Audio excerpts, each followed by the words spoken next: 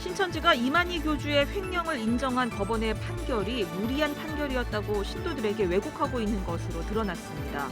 신천지는 법원 판결을 근거로 방역을 방해하지 않았다고 선전하고 있지만 판결문에는 자료 누락이 있었던 점을 인정하고 있습니다.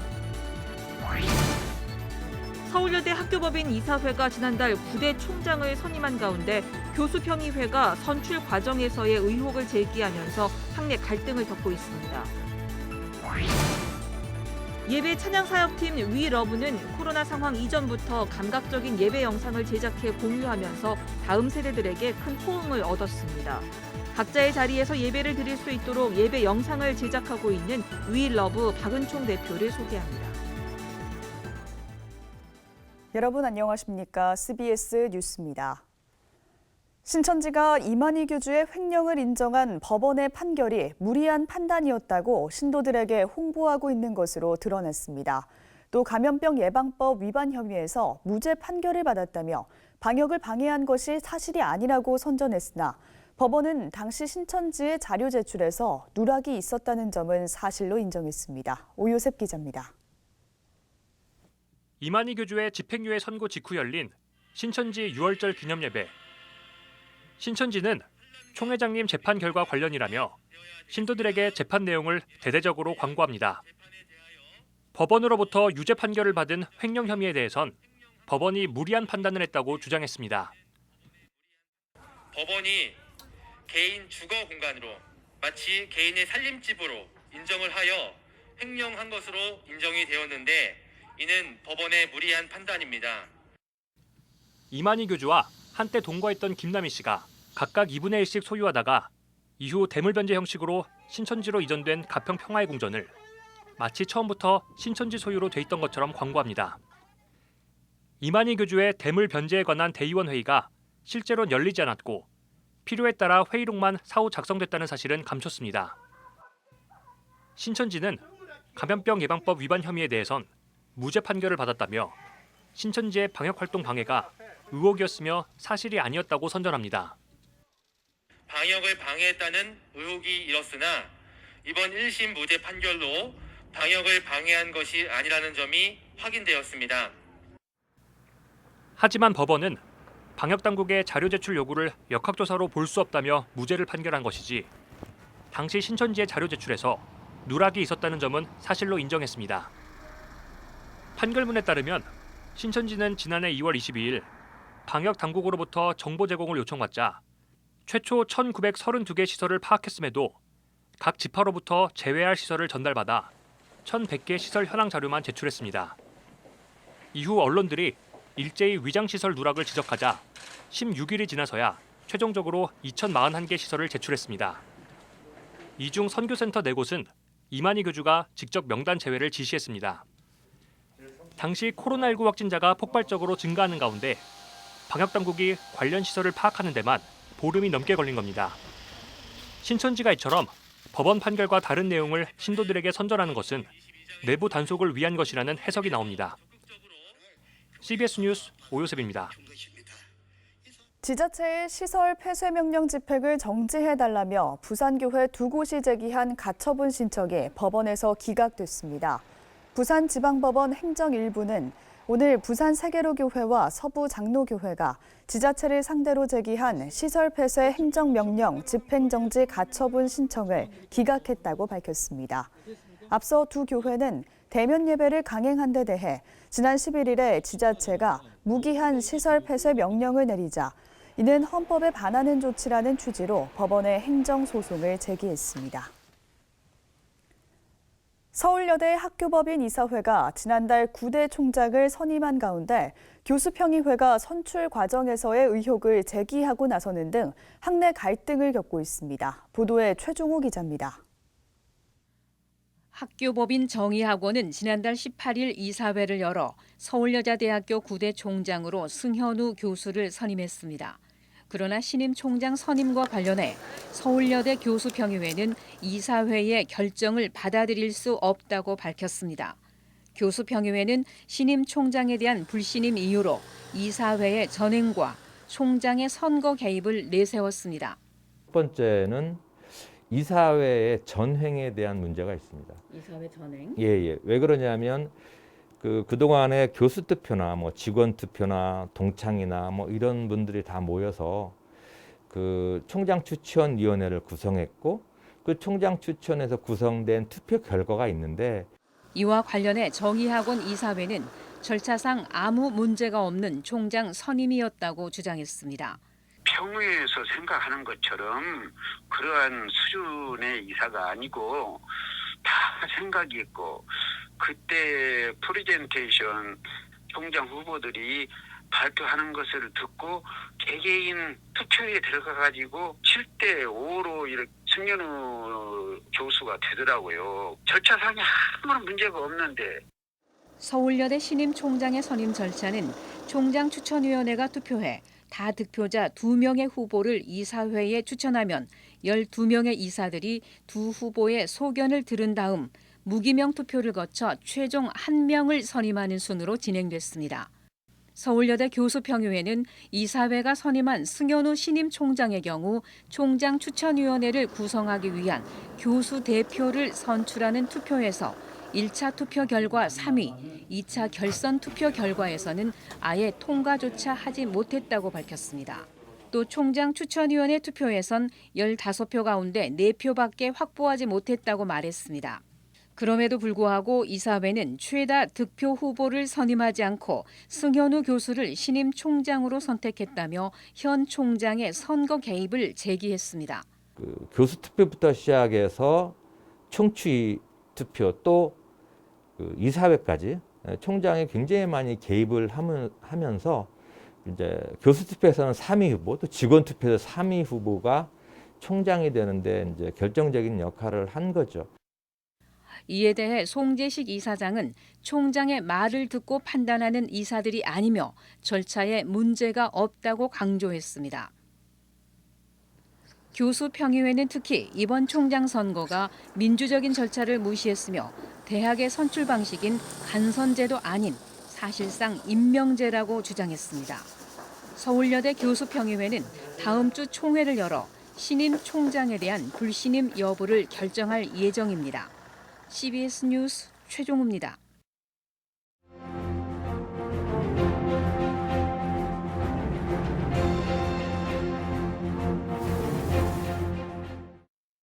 올해는 문재인 정권 마지막 해입니다.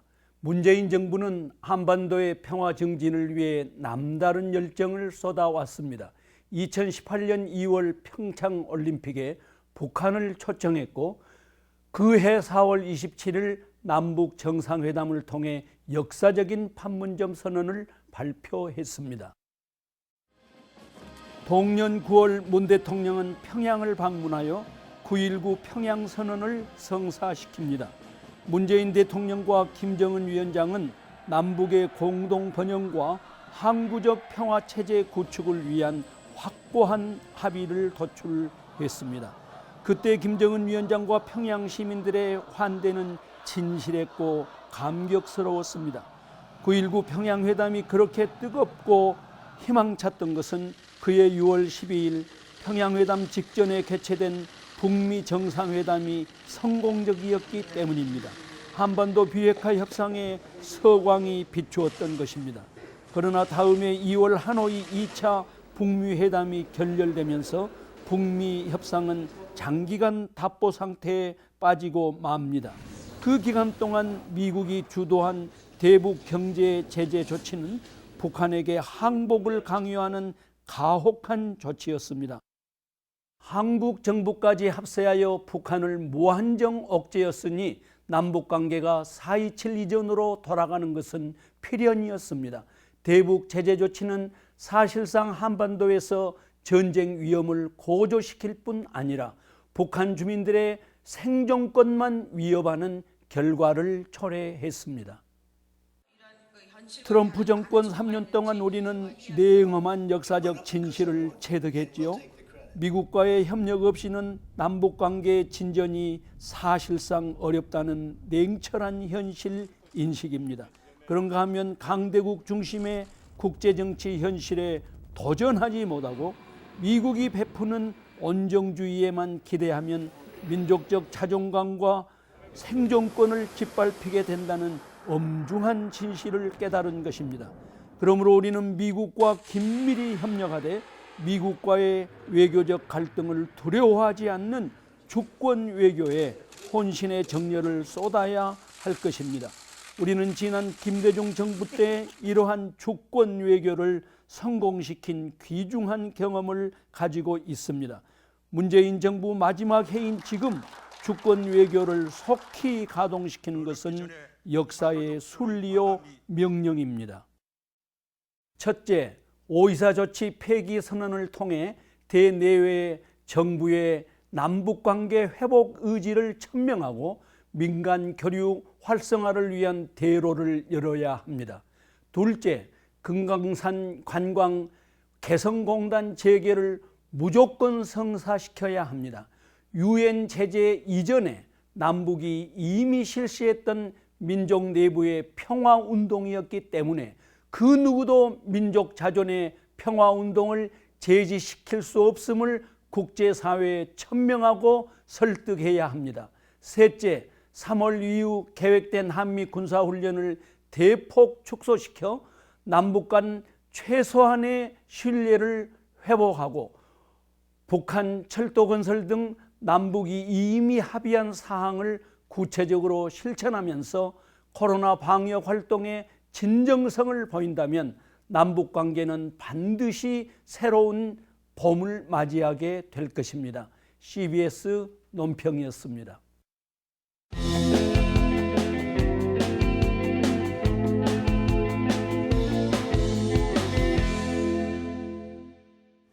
예배 찬양 사역팀 위러브는 코로나 상황 이전부터 감각적인 예배 영상을 제작해 공유하면서 다음 세대들에게 큰 호응을 얻고 있습니다.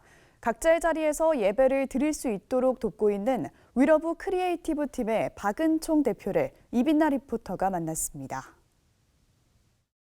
지난 2018년 단발성 프로젝트 모임으로 시작된 예배 찬양 사역팀 위러브. 미국 유학 후 장신대 신대원을 졸업한 위러브 대표 박은총 전도사가 유학 시절 교회에 갈 수 없었던 상황에서 위로와 회복을 주었던 예배 영상들의 중요성을 인식하고 지인들과 함께 시작한 팀입니다. 박 대표는 국내 예배 찬양 영상 콘텐츠의 부족함을 느끼고 팀 내에서 직접 작사 작곡한 예배곡들을 영상으로 촬영 편집해 공유하기 시작했습니다. 우리는 그냥 촬영해서 그냥 올리는 것뿐이지만 누군가에게는 그 영상이 영원토록 돌고 있잖아요. 그 안에서 예배가 계속돼서 돌아갈 수 있는 거죠. 모두에게 각자의 시간에 다른 시간이지만 그 시간을 초월해서 하나님께서는 그 영상을 통해서 각자의 자리에서 예배를 할 수 있게 해주는 매체가 아닌가?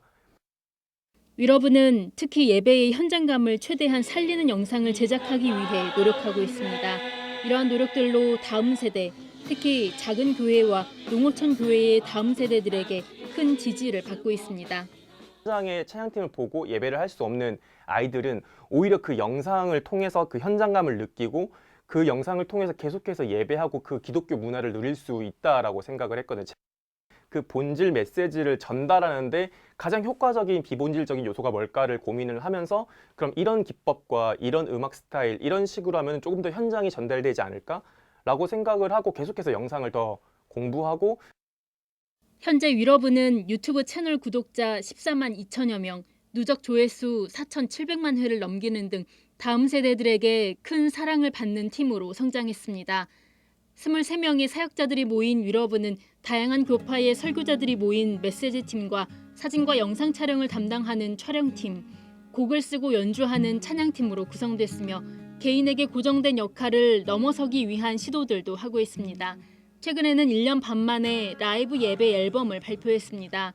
피플 에클레시아를 제목으로 발표한 이 앨범은 사람과 삶의 현장 자체가 교회임을 이야기합니다. 현장 가운데에서 그 교회가 이루어지는 그 있는 그 자리가 삶의 우리 현장 자체가 교회고 우리가 교회다라는 것을 그 영상으로도 얘기하고 싶었고 허망해 보이는 삶 가운데에서 여전히 찬양할 수 있는 힘을 예배할 수 있는 그 인풋을 받았으면 좋겠다. 위러브는 앞으로 창의적이고 독창적인 예배 콘텐츠를 통해 다음 세대 세상과 소통하고 세계 속에서 한국의 기독교 문화를 알리기 위해 노력하겠다고 밝혔습니다. CBS 뉴스 이빈나입니다.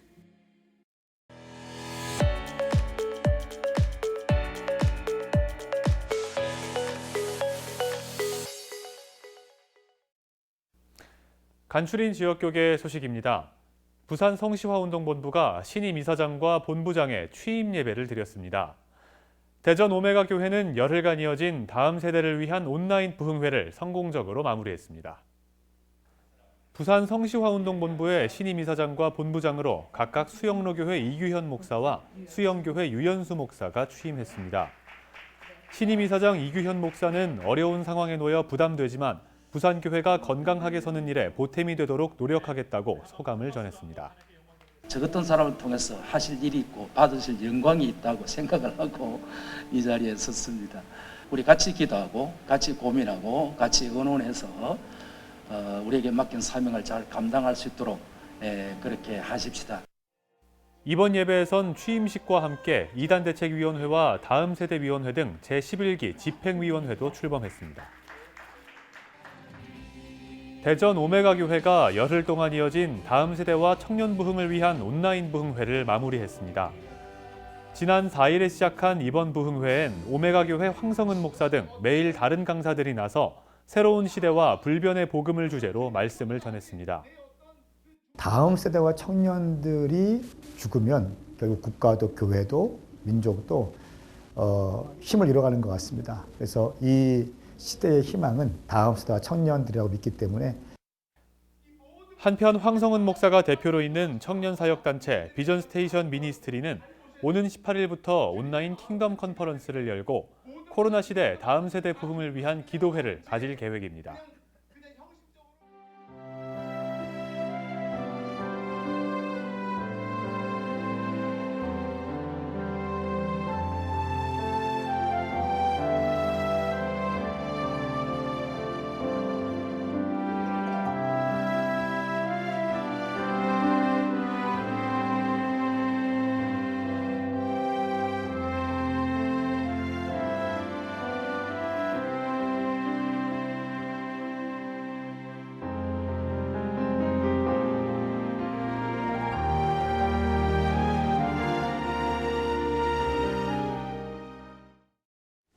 내일은 오늘보다 아침 기온이 크게 떨어질 것으로 보여서 건강관리에 유의하셔야겠습니다. 이상으로 뉴스를 마칩니다. 함께해 주신 여러분 고맙습니다.